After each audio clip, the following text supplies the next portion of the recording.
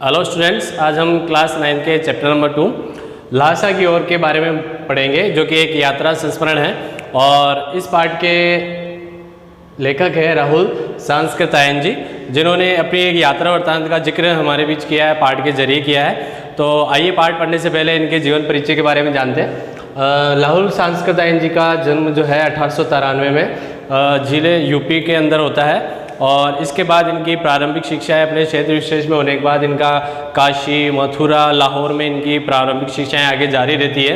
और इसके बाद देखते हैं कि इनके नाम विशेष में देखें, इनका जो मूल नाम था वो था केदार पांडेय।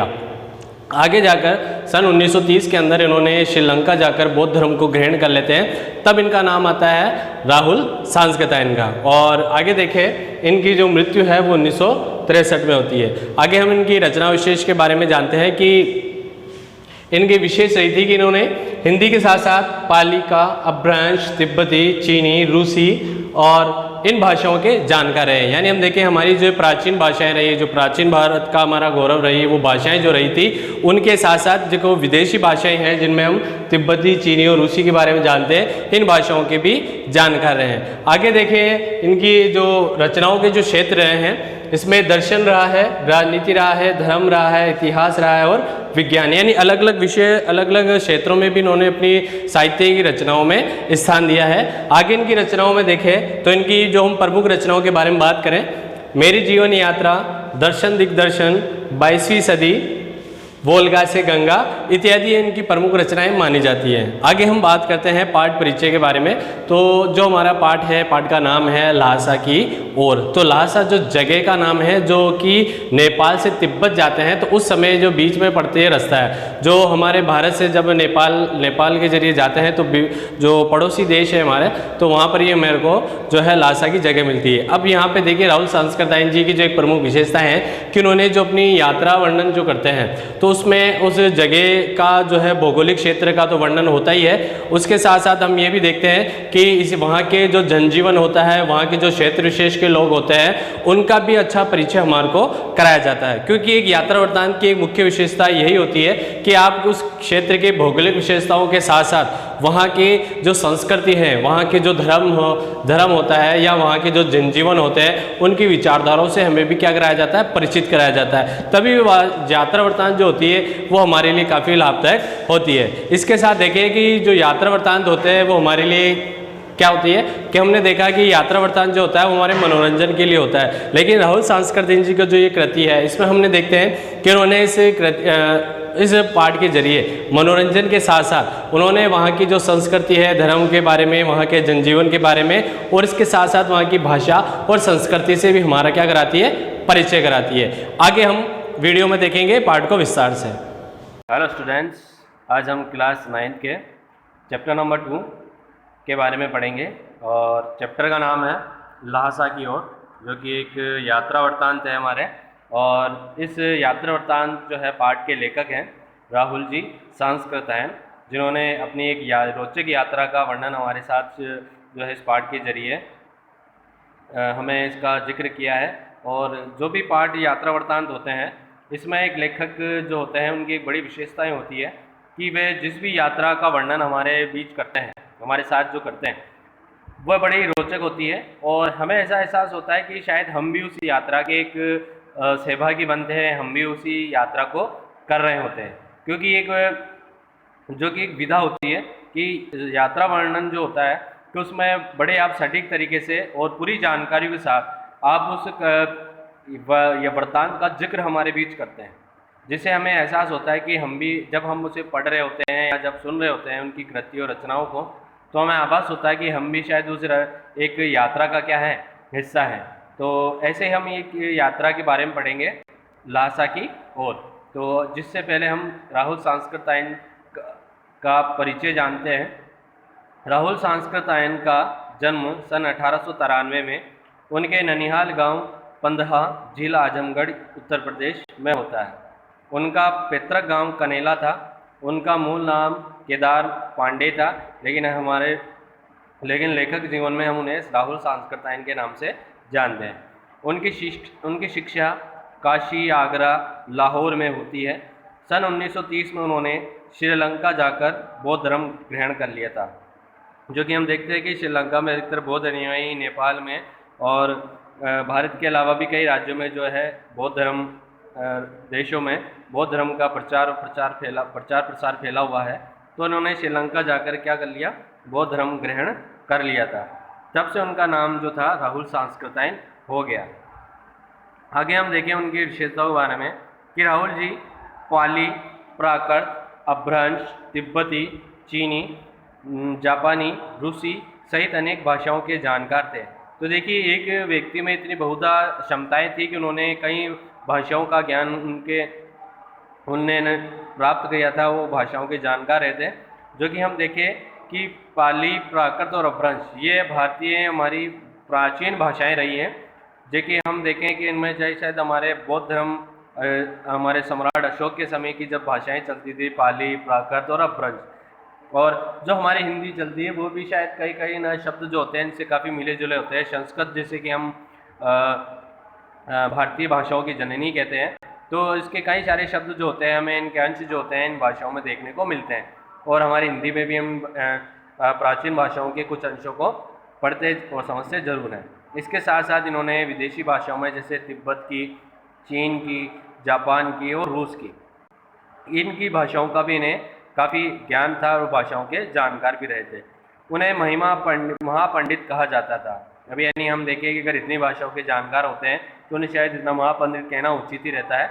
और ऐसे महान साहित्यकार का सन 1963 में देहांत हो गया। राहुल सांस्कृतायन ने उपन्यास, कहानी, आत्मकथा, यात्राव्रत, जीवनी, आलोचना, शोध आदि अनेक विधाओं में साहित्य सर्जन किया है। हमने जैसे कि पहले वीडियो में पाठ के जरिए भी हमने जाना था कि जो हमारा हिंदी साहित्य होता है, कि हम उसे कितनी विधाओं के रूप में पढ़ते हैं, अलग अलग फॉर्मेट जो होता है उसमें पढ़ते हैं। तो राहुल सांस्कृतायन जी ने भी काफ़ी बड़े उपन्यासों को लिखा है, कहानियों को लिखा है, क्योंकि उपन्यास जो होते हैं कहानी के एक बड़े रूप को उपन्यास कहा जाता है। और आत्मकथा यानी बायोग्राफी जो होती है, यानी हमारी जो हम अंतर्मन से हमारे जीवनी के बारे में लिखते हैं।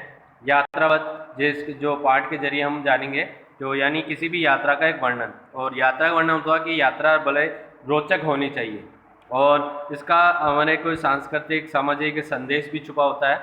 और इसके साथ जीवनी जो कि आत्मकथा का एक अंश होता है, या और जीवनी में हो सकता है किसी न किसी व्यक्ति विशेष की जीवनी, जैसे हम कई बार पढ़ते हैं महात्मा गांधी जीवनी होती है, रविन्द्रनाथ टैगोर की होती है, विवेकानंद जी की जीवनी हो सकती है।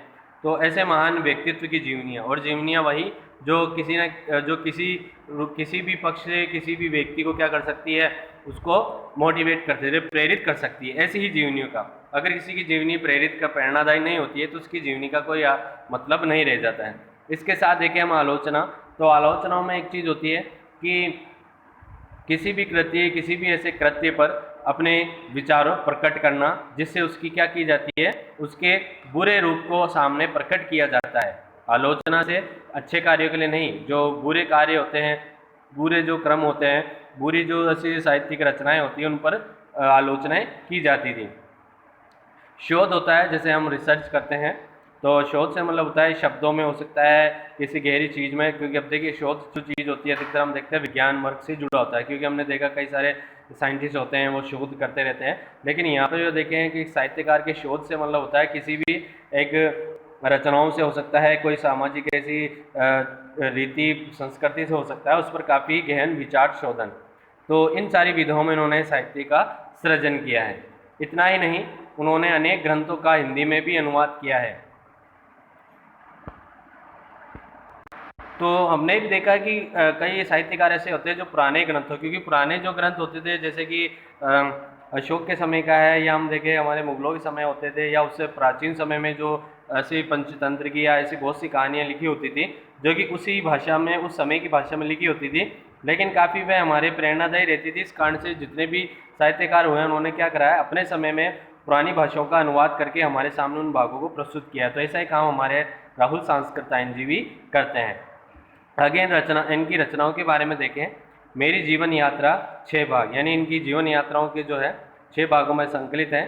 आगे इनकी रचनाएं हैं दर्शन दिग्दर्शन, 22वीं सदी, वोल्गा से गंगा, भागो नहीं दुनिया को बदलो, यानी ये जो रचना देख रहे हैं कि यानी हमें दुनिया को बदलने से, अपने आप को बदलने से, अपने परिस्थितियों से भागने का नहीं, दिमागी गुलामी, घुमक्कड़ शात इनकी प्रमुख कृतियाँ रही हैं। इन आगे हम देखते हैं कि इन्होंने साहित्य में किन किन विषयों को प्रमुखता लिया है।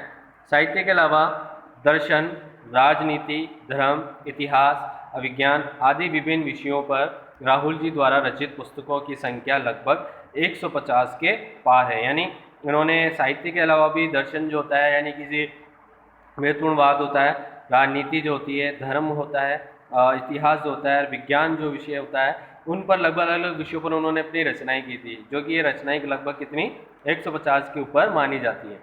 राहुल जी ने बहुत सी लुप्त प्राय सामग्री का उद्धार कर अत्यंत महत्वपूर्ण कार्य किया है। यानी ऐसी बहुत सी रचनाएं जो काफ़ी लुप्त होने के कगार पर थी, या ऐसे रोचक विषय थे, या ऐसी में ऐसी बहुत सी बातें थी जो ख़त्म सी होती जा रही थी, उनका उद्धार किया, यानी वापस उनको नए रूप से, अपने नए रूप से उसको क्या किया है, वापस से उसको संचालित किया है। तो काफ़ी महत्वपूर्ण कार्य इनके कृतित्व में माना जाता है। अब आगे देखें कि यात्रावत लेखन में राहुल जी का स्थान अन्यतम है, यानी उनका स्थान जो है अन्यतम माना गया है, महत्वपूर्ण माना गया है, क्योंकि हम यहाँ जो कहानी को पढ़ेंगे, जो यात्रावत को पढ़ेंगे, हम इसी विषय के ऊपर बात करते हैं। उन्होंने घुमक्कड़ी का शास्त्र रचा और उससे होने वाले लाभों का विस्तार से वर्णन करते हुए मंजिल के स्थान पर यात्रा को ही घुमक्कड़ का उद्देश्य बताया है। घुमक्कड़ का मतलब होता है घूमने करने वाला, बहुत जगहों की यात्राएं जो करते हैं वो घुमक्कड़। तो देखिए इस चीज़ में होता क्या है कि हम जब भी किसी नए परिवेश में, नई जगहों की यात्राएं करते हैं, तो वहाँ के माहौल, वहाँ के परिवेश, वहाँ के संस्कृति को समझने जानने का मौका मिलता है। नए नए लोगों से, नए नए चीज़ों से हमें परिचित होने का मौका मिलता है, और हमें भी कुछ नया सीखने को मिलता है। क्योंकि हम जब किसी भी नए परिवेश, नई जगह में हम जाते हैं, तो वहाँ के वातावरण को हम अच्छे से समझते हैं, जान जाते हैं, तो हमारे लिए भी काफ़ी जो है हमारे जीवन को उत्तम बनाने के लिए काफ़ी लाभदायक होता है। अगर हम एक ही जगह रहें, एक ही जगह पर अगर शिक्षा शास्त्र को पढ़ें, तो शायद हम उतना किताबी ज्ञान से हम उतना अपने आप को इतना सिखा नहीं पाते जितना कि एक यात्रा से सीख पाते हैं। केवल यात्रा से आपको घूमना है, वहाँ के दृश्य को देखना नहीं, वहाँ की चीज़ों को समझना भी होता है। तो ये हमारे राहुल सासकंदाई जी पाठ के जरिए हमें परिचित कराते हैं। आगे देखें कि घुमक्कड़ी से मनोरंजन, ज्ञानवर्धन एवं अज्ञात स्थलों की जानकारी के साथ साथ भाषा एवं संस्कृति का भी आदान प्रदान होता है। हम एक चीज़ देखते हैं कि जैसा कि हमने जिक्र किया था कि यात्राओं से हमें क्या लाभ होता है, क्योंकि यात्राओं से कभी हानि नहीं होती है, यात्राओं से हमें काफ़ी लाभ होता है, और ये लाभ तभी होता है जब हम उस लाभ को प्राप्त भी करते हैं। जैसा कि आज के परिवेश में हम देखें कि आज कई लोग जो होते हैं नई जगहों पर घूमने जाते हैं, तो आपने ये चीज़ को एक देखा भी होगा कि लोग आजकल जाते हैं, जैसे आजकल सोशल मीडिया का ज़माना है, तो अब आजकल लोग जाते फ़ोटोएँ खींचना शुरू कर देते हैं, अपनी फ़ोटोएँ पोस्ट करना शुरू कर देते हैं, वहाँ की फ़ोटो कैप्चर करना शुरू कर देते हैं। जबकि वह जिस जगह में जाते हैं, जिस प्राकृतिक परिवेश में जाते हैं, उसका आनंद नहीं ले पाते हैं। तो ये बहुत बहुत बड़ी हानि जो है लोगों को होती है। वे वास्तव में यात्रा का आनंद नहीं ले पाते हैं, यानी उस नई जगह का आनंद नहीं उठा पाते हैं। केवल वो जाकर उसका क्या करते हैं कि केवल उसका जाकर अपने मनोरंजन को अपने ही चीज़ों में, अपने ही फ़ोन में उन फोटो को कैद करना ही मनोरंजन, लेकिन मनोरंजन का ये वास्तविक रूप नहीं होता है। क्योंकि हम कहीं भी जाएँ तो उसके मनोरंजन तो पहली चीज़, क्योंकि हम कहीं जा रहे होते हैं, यात्रा करते हैं, तो यात्रा का हमारा पहला उद्देश्य होता है हमारा मनोरंजन। क्योंकि हम एक जगह परिवेश में रहकर क्या हो जाते हैं, ऊब से जाते हैं, तो हमें क्या होता है कि अपने जीवन में जो नीरसता आती है उसको परिवर्तन करने के लिए क्या होते हैं, यात्राएं करते हैं, नई जगहों पर जाते हैं। तो अब उस जगहों पर जाने में मनोरंजन के साथ साथ क्या होना चाहिए कि हमें उस जगह पे जाए तो हमें थोड़ा ज्ञान का बोध हो सके, ज्ञानवर्धन बातों को सीखें, ज्ञानवर्धन चीज़ों को सीखें, और अज्ञात स्थलों की जानकारी भी लें। तो ये काफ़ी रोचक होता है, क्योंकि हम देखें किताबों में अगर इन चीज़ों के बारे में पढ़ते हैं तो हमें उससे थोड़ा उत्सुकता बनती है, लेकिन जब उस जगह की हम वास्तव में आंखों देखी, जब हम उस जगह पर यात्रा करते हैं, उस जगह पहुँचते हैं, जब उनको अपने साक्षात रूप में देखते हैं, तब उस जगह की जो वास्तविकता, सौंदर्यता होती है वो हमें देखते ही महसूस होती है। और हम जब किताबों में केवल उसे महसूस कर पाते हैं, लेकिन जब उसे देखते हैं तो साक्षात अनुभूति हमारे को देखने को मिलती है। तो इस कारण से जो यात्राएं होती है काफ़ी महत्वपूर्ण मानी जाती है, जो कि हमें उस जगह नई जगह विशेष की जो है ज़िंदगी के वहाँ के पहलू के बारे में हमें परिचित कराती है। हम देखें जैसे कि यात्राओं में जिक्र लेते हैं कि हम किसी जैसे कि इसमें जिक्र भी है कि अज्ञात स्थलों की जानकारी साथ साथ भाषा और संस्कृति का भी आदान प्रदान होता है। जैसे कि हम जिस परिवेश में रहते हैं, जैसे कि हम यहाँ की बात करते हैं, हम जैसे राजस्थान के रहने वाले लोग हैं, हम यहाँ की अच्छी भाषा, संस्कृति, परिवेश को अच्छी तरह जानते हैं, समझते हैं। लेकिन हमें पता है कि हम इस राज्य के अगर बाहर निकलें या कहीं दूसरी जगह जाएँ तो हमें अपनी भाषा, अपनी संस्कृति वहाँ देखने को नहीं मिलेगी। वहाँ कुछ अलग ही भाषा, कुछ नई संस्कृति, वहाँ के परिवेश को देखने को मिलता है। तो हमें उस यात्रा में आनंद उठाना चाहिए कि हम उसे नई जगह की, नई भाषाओं से और नए संस्कृति से, परिवेश से हमसे परिचित हो सकें और वे काफ़ी हमारे मिलती जुलती, हम उसे उसका परिवेक्षण भी कर सकें कि हाँ का वाकई में जो हमारी संस्कृति है उनकी संस्कृति में कितना क्या अंतर होता है, किस तरीके की जो लोग हैं वहाँ जीवन यापन करते हैं, किस तरह की विचारधाराएं उनमें देखने को मिलती है। तो काफ़ी कुछ जो मदद होती है वो यात्राओं के दौरान हमें देखने को मिलता है। तो राहुल जी ने विभिन्न स्थानों के भौगोलिक वर्णन के अतिरिक्त वहाँ के जनजीवन का सुंदर झांकी प्रस्तुत की है। और ये मानते हम कि ये माना जाता है कि जो यात्राएं होती है उसके साथ जो लेखक होते थे, जो यात्रा वृत्तांत जिन्होंने रचनाएं करते थे, कि वो वहाँ के भौगोलिक क्षेत्र का वर्णन तो करते ही हैं, इसके साथ साथ वहाँ के जो जनजीवन होता है उसका भी जो चित्र होता है वो हमारे सामने प्रस्तुत करते हैं। जैसे कि हम माने वहाँ के लोगों के बारे में कि वहाँ के लोग होते कैसे हैं। होने का मतलब हो सकता है कि उनका खान पान, रहन सहन, बोलचाल अलग तरीका हो, उनका दूसरे लोगों के साथ बर्ताव करने का तरीका अलग हो सकता है। तो वो चीज़ें हमें देखने को मिलती है। जैसे कि हम अगर बात करते हैं कि जैसे हिमालय की यात्राओं पर जाते हैं, हिमालय में जब जाते हैं तो हमने देखा कि वहाँ का परिवेश अलग सा हो जाता है, वहाँ का परिधान, जो वस्त्र होते हैं अलग हो जाते हैं, खान पान भी अलग हो जाते हैं, उनके रहने सहने करने का तरीका सब अलग हो जाता है, खाने पीने की चीज़ें सब अलग हो जाती है। और हम मान्यताओं में भी देखें तो उनकी मान्यता भी हमारी मान्यताओं से काफ़ी अलग होती है, लेकिन फिर भी देखते हैं उनकी मान्यताओं में जो हम भाव होते हैं वो लगभग हमारी मान्यताओं, हमारी संस्कृति के समान ही होते हैं। उनमें कुछ और अलग नहीं होता है, केवल तरीका एक अलग सा होता है। आगे हम देखें पाठ परिचय कि संकलित अंश राहुल जी की प्रथम तिब्बत यात्रा से लिया गया है। तिब्बत जो भारत का एक पड़ोसी देश है, जो नेपाल के पास स्थित एक देश है, कि वहाँ की एक यात्रा का वर्णन है। और ये तिब्बत जो है हिमालय से जुड़ा एक भाग है जो उन्होंने सन 1929-30 में नेपाल के रास्ते की थी। यानी नेपाल जाते समय उन्होंने तिब्बत की यात्रा भी की थी। उस समय भारतीयों को तिब्बत यात्रा की अनुमति नहीं थी, क्योंकि जिस समय परिवेश की बात करें, जो 1929 और 30 की बात कर रहे हैं, ये उस समय की बात करें तो भारत में उस समय क्या था कि भारत उस समय अंग्रेज़ों का गुलाम था। तो इस कारण से कई प्रतिबंध जो एक दूसरे देशों पे लगे थे, इस कारण से भारतीयों का तिब्बत जाना मना था। इसलिए उन्होंने एक यात्रा एक भिखमंगे के छद्म वेश में की थी।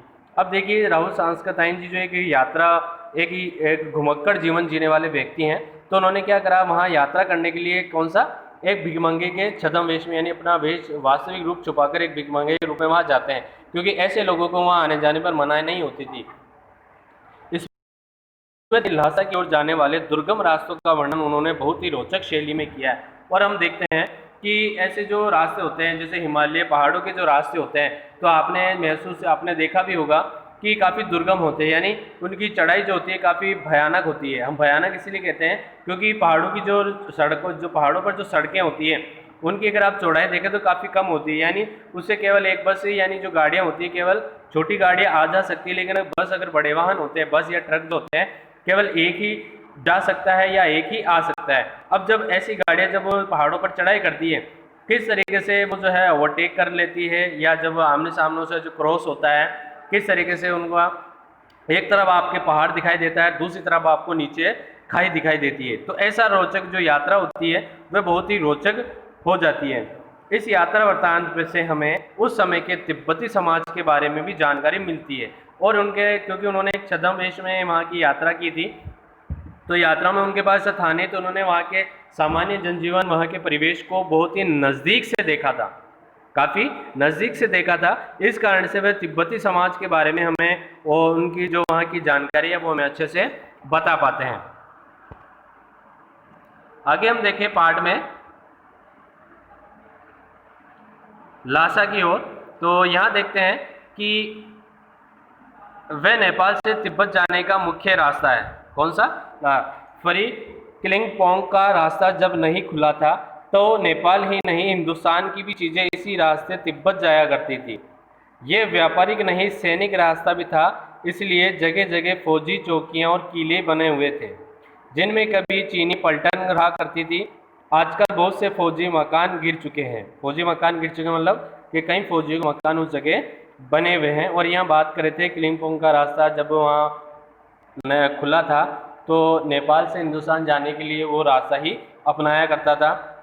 तो इसका हम देखें कि यहाँ सैनिक रास्ता भी थे, क्योंकि हम देखते हैं कि जो बॉर्डर जो हम बात करते हैं कि एक देश की सीमा समाप्त होने के बाद जब दूसरे देश की सीमा लगती है तो वहाँ पर बॉर्डर लगता है। बॉर्डर का मतलब होता है कि उस देश की सीमा को वहाँ पर सुरक्षित करने के लिए फौजी जो है अपना कैंप लगाते हैं, अपने जो चौकियाँ बना लेते हैं, उस सीमा को वहाँ पर बंद कर दिया जाता है और विशेष अनुमति के तहत ही एक देश से दूसरे देश में उन्हें भेजा जाता है।